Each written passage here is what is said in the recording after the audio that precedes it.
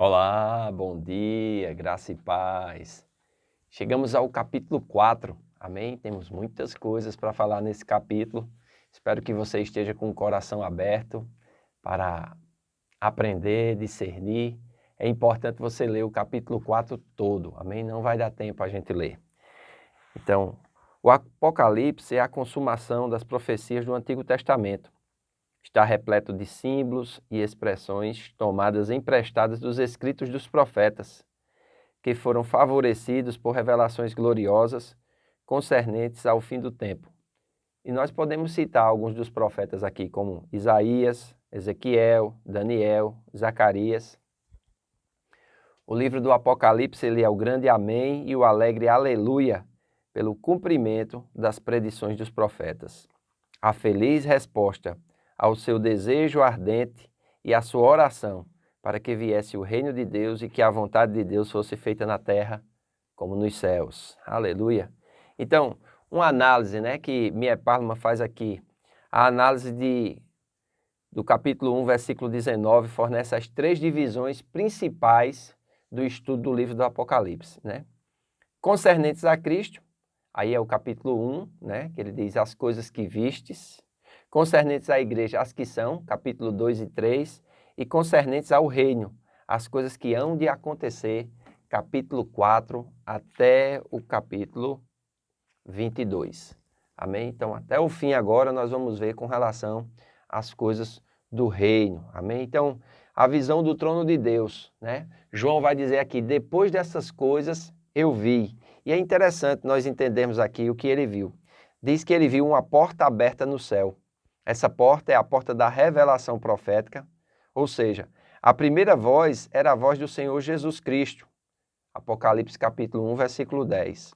O Senhor intimou João para subir, a fim de que ele pudesse receber uma perspectiva celestial do que deve acontecer depois destas coisas na terra. João não registrou os acontecimentos em ordem cronológica. As recorrências de depois dessas coisas, exemplos, verso 1, capítulo 7, verso 1 e 9, e frases como vi, capítulo 10, versículo 1, foi-me, 11 e 1, e viu-se grande sinal, 12 e 1, refere-se apenas à sequência em que João recebia as visões. É o mesmo que se encontra entre todos os profetas bíblicos que escrevem quando têm uma visão. Por exemplo, Isaías, capítulo 6, versículo 1, quando ele viu o trono de Deus, Jeremias 25, Ezequiel 20. A ordem que eles relatam a visão profética não pretende necessariamente sugerir uma ordem sequencial dos acontecimentos ou do cumprimento. Ou seja, o que o autor está querendo dizer aqui é que as profecias elas são dadas de uma vez só, porém acontecem em momentos diferentes. Não são sequenciais, amém? Se você quiser entender um pouco disso, você pode entender a teoria dos picos, que fala sobre montes. Quando a gente está numa viagem e olha para as montanhas, e quando a gente vê um monte de montanha, parece que uma está ligada à outra. Porém, quando nós chegamos numa montanha, nós vemos que existe um vale entre uma e outra, uma grande distância, que ao olhar de longe você não percebe. A mesma coisa são os tempos com relação às profecias, amém? Então, existem esses vales, que são períodos de tempo, que quando o profeta vê, ele pensa e ele relata como se fosse sequencial, mas na interpretação nós temos que entender que essa sequência ela não é, vamos dizer assim, cronológica, amém? Mas ela é apenas de fatos que vão acontecer. Então, a interpretação dispensacionalista, é importante nós entendermos, esta divisão de capítulos é crítica para a interpretação da parte restante do Apocalipse. Então, João escutando uma trombeta e sendo ordenado a subir ao trono pelos dispensacionalistas, são vistos como símbolos do arrebatamento da igreja antes da grande tribulação. E é assim que nós cremos, é assim que eu creio, amém? A igreja não vai passar pelo momento da tribulação, ou seja, a igreja vai exatamente dar início ao momento da tribulação. Quando? Quando ela for arrebatada, amém? Com a vinda de Cristo, sua morte, seu sepultamento e sua ressurreição, e depois sua ascensão aos céus, é interessante. Quando a gente vai estudar as 70 semanas de Daniel, a gente vai ver que 69 semanas se cumpriram. E se cumpriram quando? Quando o Messias foi morto. Amém? É interessante isso. Mas faltava a última semana, o último período de 7 anos, que ainda não se cumpriu. Por quê? Porque quando Jesus ressuscitou, ele não ordenou ir somente agora aos judeus, mas ele ordenou ir por toda a terra, ou seja, judeus e gentios, que eram as duas categorias de homens que existiam no Velho Testamento. Só existiam essas duas categorias, ou judeu ou gentio. Depois que Jesus ressuscita, uma terceira categoria surge. Dos judeus e gentios que criam em Jesus, nasce a igreja. Amém? Então, a igreja de nosso Senhor Jesus Cristo nasce a partir da ressurreição. Em João capítulo 20, diz que Jesus sopra sobre eles, falando a respeito do novo nascimento.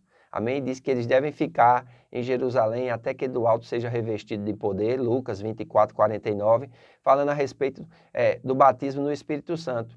Ele vai reforçar isso em Atos 1, 8. Amém? E no capítulo 2 de Atos, cumpre-se o dia de Pentecoste, a profecia de Joel, o derramamento do Espírito. Ali o relógio para os judeus, ele vamos dizer assim, ele para e começa a contar o período da igreja, ou seja, finda-se a lei, amém? A lei veio até Jesus, porque o fim da lei é Cristo, né? Romanos 10, 4. Para a justiça de todo aquele que crê, Jesus cumpriu a lei e abre-se um período agora chamado de graça, onde é oferecido a todos, né, a reconciliação com Deus através de Jesus Cristo. 2 Coríntios capítulo 5, versículo 18, 19 e 20, né, chamado de ministério da reconciliação. Isto é, Deus estava em Cristo reconciliando consigo o mundo, não lhes imputando o pecado. Eu preciso fundamentar bem essa doutrina para que a gente possa ter um entendimento, amém, do que vai acontecer agora e das coisas que vão ser relatadas daqui para frente. Tem coisas que eu vou relatar rapidamente, tem coisas que eu vou demorar mais um pouco, mas é importante nós entendermos isso. Então, agora, a mão de Deus está estendida através de Jesus Cristo para todo aquele que nele crê, porque todo aquele que nele crê não será confundido. Amém? Deus não faz acepção de pessoas. Pedro entende isso quando ele chega na casa de Cornélio, um gentio, um romano, né? Que era temente a Deus, que orava a Deus, mesmo sem ter aliança com Deus, dava esmolas, então ele cumpria os princípios sem ter a aliança. Agora Deus vai, através de Pedro, levar a aliança para que esse gentio agora faça parte da igreja de Deus, né? E Pedro vai reconhecer isso. Então ele vai dizer, olha, reconheça que Deus não faz acepção de pessoas. E é exatamente aquela visão do lençol que ele tem em Atos capítulo 10, quando ele está orando. Amém? Na casa de Simão. Lembra que um lençol desce do céu e tem animais, quadrúpedes, répteis, coisas que eram incomum para o judeu comer. E Deus diz, mata e come. Ele diz, jamais, Senhor. Jamais entrou uma coisa imunda na minha boca. E Deus diz assim, não chame de imundo que eu santifiquei. Amém? Então Deus estava começando a quebrar ali algumas pérolas ou alguns paradigmas que eram importantes no Velho Testamento. Mas, depois que Cristo cumpriu a lei, essas coisas perderam o sentido, amém? Como a circuncisão, né? Como a guarda dos dias, como a guarda de alguns alimentos, o próprio templo, né? O próprio templo judeu que foi destruído no ano 70, amém? Então, aquelas figuras que eram tão importantes no Velho Testamento, a questão dos sacerdotes que se tornaram políticos, né? Agora o nosso sumo sacerdote é Jesus, é todo espiritual. O reino de Deus não é um reino natural, que alguém diga, ó, o reino de Deus está ali ou está aqui, não. O reino de Deus agora é dentro de nós e consiste, né, em justiça, paz e alegria no Espírito Santo. Não em coisas de comer, de genealogias, coisas culturais, coisas de faça, não faça. Não, mas agora nós precisamos aprender a ser guiados pelo Espírito de Deus de acordo com a palavra de Deus. Amém? Então, realmente é desafiador e nós vamos entender isso bem calmamente. Amém? Aleluia. As coisas que hão de ser. Aleluia. Glória a Deus. São coisas maravilhosas, amém? E eu não quero correr, Então nós vamos ver aqui várias coisas bem interessantes, amém? Então essa interpretação veio a partir da igreja para o céu neste ponto. Capítulo 4, versículo 1, quando Deus diz, sobe para cá. João representando a igreja, né? Então, é um momento também profético e um momento de revelação. Irmãos, e é muito importante nós entendermos isso.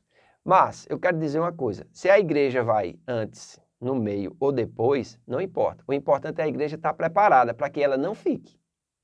Mas isso eu vou falar amanhã, tá certo? Grande abraço. Hoje à noite nós temos nosso culto de celebração ao vivo, direto do Ministério Internacional Casa do Oleiro.